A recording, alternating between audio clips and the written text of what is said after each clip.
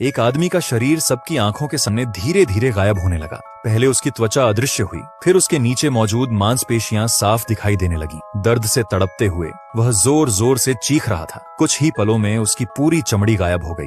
Doctor और वैज्ञानिक उसे बचाने के लिए आगे बढ़े ही थे कि उसके शरीर की नसें और खून की नलियां भी एक एक करके अदृश्य होने लगी। देखते ही देखते उसके शरीर में सिर्फ हड्डियों का ढांचा बचा। लेकिन यह अंत नहीं था। कुछ सेकंड बाद उसकी हड्डियां भी हवा में गायब होने लगी और जल्द ही बिस्तर पर कुछ भी दिखाई नहीं दिया। कमरे में मौजूद सभी लोग यह नजारा देखकर स्तब्ध रह गए। इसी दौरान मॉनिटर पर उसकी हार्ट बीट और ब्लड प्रेशर धीरे धीरे सामान्य होने लगे। इसका मतलब था कि अदृश्यता वाला प्रयोग सफल हो चुका था। रात होते ही महिला वैज्ञानिक माया अपने कमरे में आराम कर रही थी। तभी उसका दरवाजा धीरे धीरे खुला और कोई अनजान मौजूदगी चुपचाप अंदर आ गई। उसे ऐसा महसूस हुआ जैसे कोई उसके बेहद करीब मौजूद है। खतरे का एहसास होते ही वह तुरंत जाग गई। खुला हुआ दरवाजा देखकर उसके होश उड़ गए। वह भागकर निगरानी कक्ष में पहुंची, लेकिन वहां मौजूद अदृश्य आदमी कहीं दिखाई नहीं दिया। कुछ देर बाद जब उसने पीछे मुड़कर देखा तो वह फिर अपने कमरे में मौजूद था, जैसे कुछ हुआ ही ना हो। अगली सुबह माया ने पूरी घटना अपने साथियों को बताई, लेकिन किसी ने उसकी बात को गंभीरता से नहीं लिया। सबको लगा कि शायद उसने आधी नींद में कोई भ्रम देख लिया होगा। यहीं से उस आदमी की हिम्मत और बढ़ गई। अब वह रोज महिला कर्मचारियों के आसपास मंडराने लगा। कभी उनके बेहद करीब पहुंच जाता, कभी उन्हें असहज महसूस करवाता। हालात इतने खराब हो गए कि महिलाएं वॉशरूम जाने से पहले भी थर्मल चश्मों से पूरे इलाके की जांच करती थीं। आखिरकार वैज्ञानिकों ने फैसला किया कि यह प्रयोग यहीं खत्म कर देना चाहिए। उन्होंने आदमी को सामान्य बनाने के लिए एक विशेष नीला सीरम इंजेक्ट किया। शुरुआत में असर भी दिखाई दिया। उसके शरीर के अंग धीरे धीरे नजर आने लगे, लेकिन तभी अचानक उसके शरीर ने सीरम को अस्वीकार कर दिया। कुछ झटके खाने के बाद वह फिर पूरी तरह अदृश्य हो गया। स्थिति अब पहले से ज्यादा खतरनाक बन चुकी थी। उसे नियंत्रण में रखने के लिए वैज्ञानिकों ने सिलिकॉन से एक कृत्रिम त्वचा तैयार की। वह नकली त्वचा पहनकर बिल्कुल सामान्य इंसान जैसा दिखाई देने लगा। कुछ समय तक सबको लगा कि अब समस्या खत्म हो गई है, लेकिन असल में समस्या यहीं से शुरू हुई।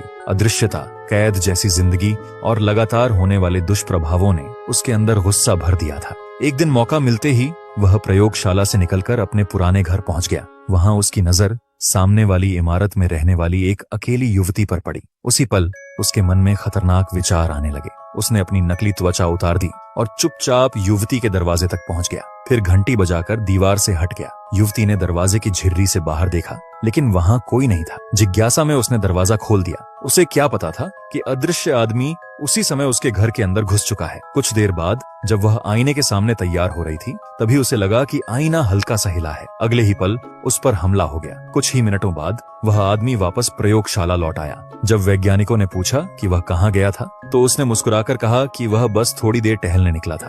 लेकिन उसके बाद उसकी हरकतें और ज्यादा खतरनाक होती चली गईं। लगभग हर रात वह चुपके से बाहर निकल जाता और घंटों गायब रहता। प्रयोगशाला में मौजूद लोग इस बात से पूरी तरह अनजान थे।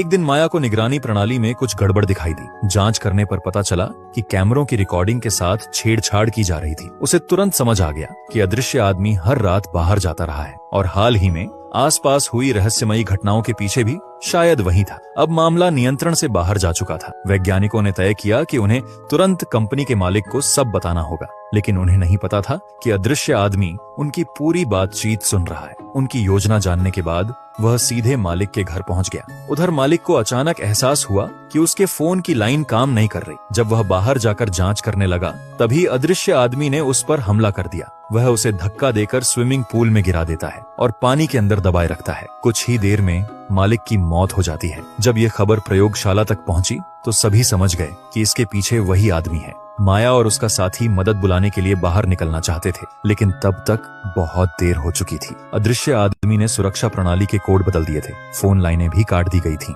अब पूरा स्टाफ इमारत के अंदर फंस चुका था। उसी दौरान एक महिला कर्मचारी वॉशरूम जाने के लिए बाहर निकली।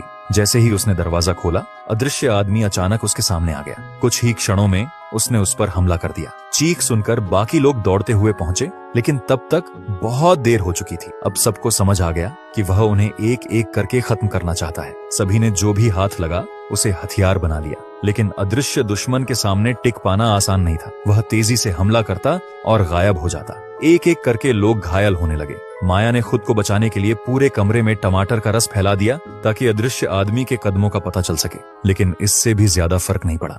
कुछ ही समय में ज्यादातर लोग हार चुके थे, यहाँ तक कि सबसे ताकतवर वैज्ञानिक भी उसके हमले में गंभीर रूप से घायल हो गया। आखिरकार बचे हुए 2 लोगों को उसने एक बड़े कोल्ड स्टोरेज में बंद कर दिया। लेकिन माया ने हार नहीं मानी। उसने धातु के सामान और बिजली के तारों की मदद से एक शक्तिशाली चुंबकीय उपकरण तैयार कर ली। उसी की मदद से उसने स्टील का दरवाजा खोल दिया और बाहर निकल आई। इस बीच अदृश्य आदमी ने पूरी प्रयोगशाला में आग लगा दी थी। उसका इरादा सबूतों समेत सब कुछ खत्म करने का था। लेकिन बाहर निकलते ही माया सीधे उसके सामने पहुंच गई। उसके हाथ में फ्लेम थ्रोवर था। उसने बिना समय गंवाए आग की लपटें उसकी तरफ छोड़ दी। आग की वजह से उसकी नकली त्वचा और छिपाव का फायदा खत्म होने लगा। फिर माया ने फायर हॉज चालू कर दिया। तेज पानी की धारों से अदृश्य शरीर का आकार साफ दिखाई देने लगा। इसके बावजूद वह बेहद खतरनाक बना हुआ था। तभी घायल वैज्ञानिक भी वहां पहुंच गया और पीछे से हमला करके उसे गिरा दिया। दोनों तुरंत वहां से भागने लगे क्योंकि पूरी इमारत विस्फोट होने की कगार पर थी। लेकिन जाते जाते अदृश्य आदमी ने आखिरी बार हमला किया और माया को नीचे खींच लिया। सौभाग्य से माया ने पास लटक रही एक मोटी केबल पकड़ ली। वहीं अदृश्य आदमी अपना संतुलन खो बैठा और नीचे धधकती आग में जा गिरा। कुछ ही पलों में आग और विस्फोटों ने उसे हमेशा के लिए खत्म कर दिया। इस तरह अदृश्यता का वह खतरनाक प्रयोग उसी इंसान के अंत का कारण बन गया।